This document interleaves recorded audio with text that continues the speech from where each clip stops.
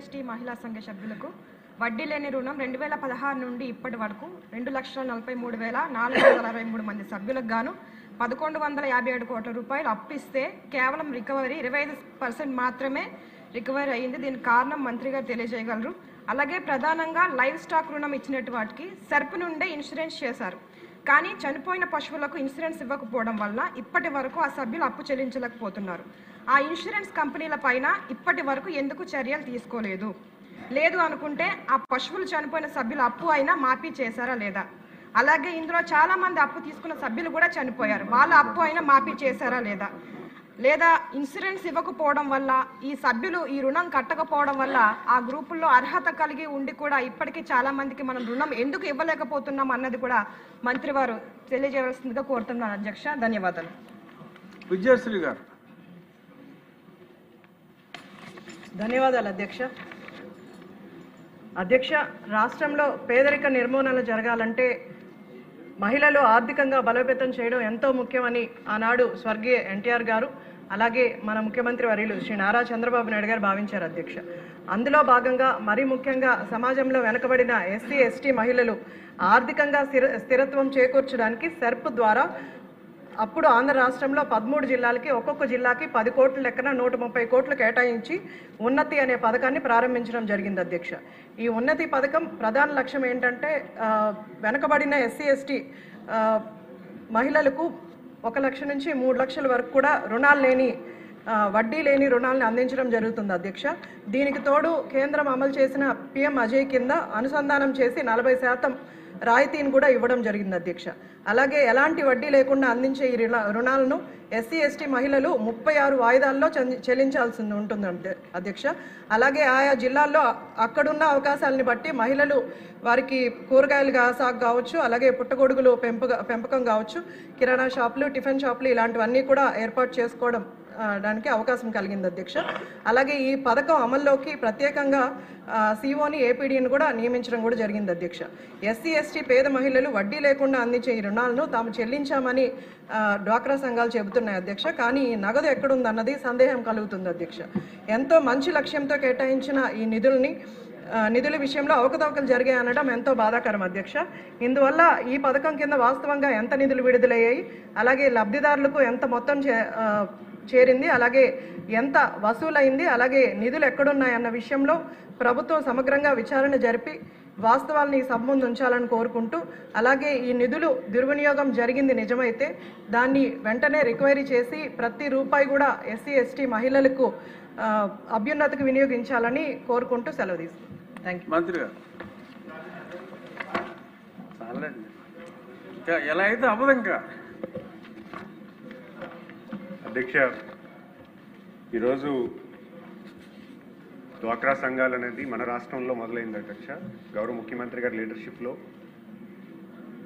ఒక brain child లాగా మొత్తం ఎస్హెచ్జి మూమెంట్ అంతా దేశానికి ఆదర్శంగా తీసుకెళ్ళడం జరిగింది. స్పెషల్గా ఉన్నటువంటి ఉన్నతి ప్రోగ్రాం ఎస్సీ ఎస్టీ ఎస్హెచ్జి సోదరిమణులందరికీ కూడా వడ్డీ లేకుండా రుణాలు ఇవ్వాలనేది గౌరవ ముఖ్యమంత్రి గారి ఆలోచన. రాష్ట్రంలో మొత్తం ఇప్పటివరకు 821 కోట్లు అయితే గౌరవ ముఖ్యమంత్రి గారి చేతుల మీదుగా 780 కోట్ల రూపాయలు ఈ స్కీమ్కి ఇవ్వడం జరిగింది అధ్యక్ష. 2019-24లో కనీసం 1 రూపాయి కూడా గత ప్రభుత్వం ఇవ్వలేదు అధ్యక్ష. కేవలం ఎస్సీ ఎస్టీ ఎస్హెచ్జి సోదరిమణులకి ఆర్థికంగా బలం చేకూర్చేలాగా వాళ్ళ లైవ్లీహుడ్స్ ఏం చేసుకుంటానన్నా కూడా వడ్డీ లేకుండా రుణం ఇవ్వడం జరుగుతుంది అధ్యక్ష. అయితే ఈ రుణం అంతా కూడా శ్రీనిధి ద్వారా రూట్ చేస్తూ ఖచ్చితంగా రుణం అనేది ట్రాన్స్పరెన్సీగా చేయడానికి కార్యరూపం చేయడం జరిగింది. అయితే ఇందులో సుమారు 7 ఇందులో కొంత అధికారుల నిర్లక్ష్యం వల్ల లేకపోతే ఉన్నటువంటి అవకతవకల వల్ల కొంత రుణం అనేది కొంత అమౌంట్ అనేది పక్కదావ పట్టడం జరిగింది అధ్యక్ష.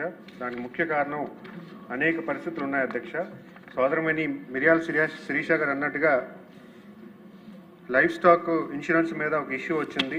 దాన్ని ఖచ్చితంగా మేము పరిగణిస్తాం అధ్యక్ష. దానికి కావాల్సినటువంటి పెండింగ్ క్లెయిమ్స్ ఏవైతే ఉన్నాయో దాన్ని ఖచ్చితంగా వివరాలు తీసుకొని చేస్తాం అధ్యక్ష. అంతేకాకుండా గతంలో 2020 వరకు కూడా క్యాటిల్కి ఎక్కువగా ఇవ్వడం జరిగింది అధ్యక్ష. 2019 నుంచి 24 వరకు ఆ క్యాటిల్ పర్చేజ్ అనేది కూడా ఎంతవరకు జరిగింది అనే విషయం కూడా నేను తెలియజేసుకోవాలి, క్లియర్గా ఇన్ఫర్మేషన్ తెచ్చుకుంటాను అధ్యక్ష. ముఖ్యంగా ఈ ఉన్నతి స్కీమ్ అనేది గౌరవ ముఖ్యమంత్రి గారు మొదలుపెట్టినప్పుడు ప్రతి ఎస్హెచ్జి ఉమెన్ ఎవరైతే ఎస్సీ ఎస్టీ సోదరిమణులు ఉన్నారో వాళ్ళకి ఆర్థిక స్వావలంబన మంచి అభివృద్ధి కలవర్చాలని చేయడం జరిగింది అధ్యక్ష. అయితే ఇందులో గతంలో కూర్చున్నటువంటి విషయాలు కొన్ని చేయాలి అధ్యక్ష.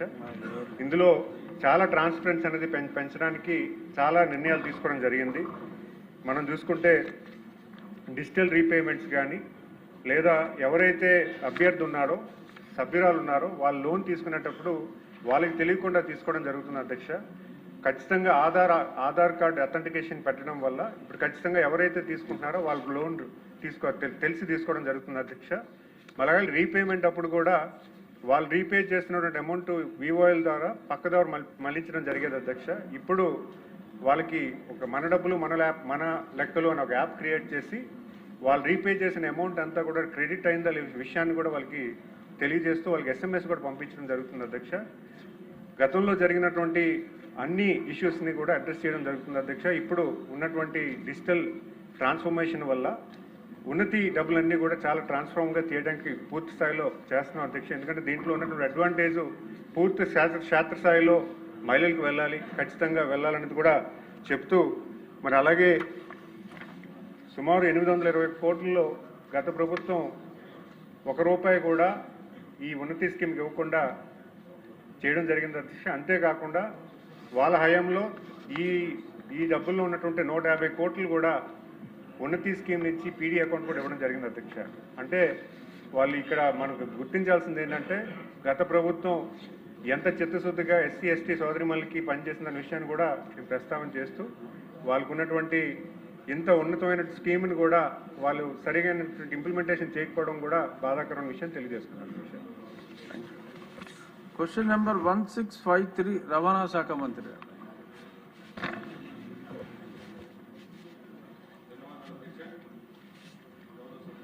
ప్రశ్నకు ఏ ప్రశ్నకు సమాధానం అధ్యక్ష? అవునండి, ప్రమాదాలు సంభవించిన గల కారణాలతో పాటు ఇది కూడా ఒక కారణం అధ్యక్ష.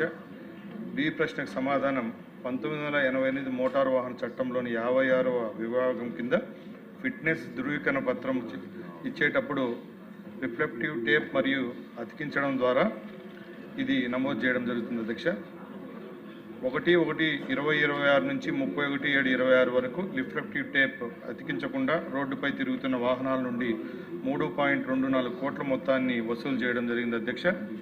అలాగే సి ప్రశ్నకు సమాధానం 1989 కేంద్ర మోటారు వాహనాల నియమావళి 170వ నియమం ప్రకారం మానవ ప్రమేయం లేకుండా మోటారు వాహనాల ఫిట్నెస్ ధృవీకరణ పత్రాన్ని జారీ చేయటానికి అలాగే రాష్ట్రంలో 24 ATS కేంద్రాలను కూడా నెలకొల్పడం జరిగింది అధ్యక్ష.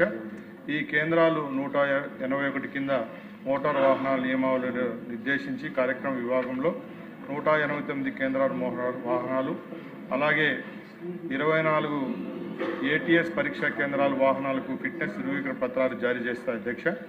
అలాగే ఈ ప్రశ్నకు సమాధానం లేదండి. అయితే 1985 మోటారు వాహనాల చట్టం ఉల్లంఘనకు నిరోధించడానికి జిల్లా స్థాయి అమలు బృందాలని టోల్ ప్లాజాలు, హైవేలు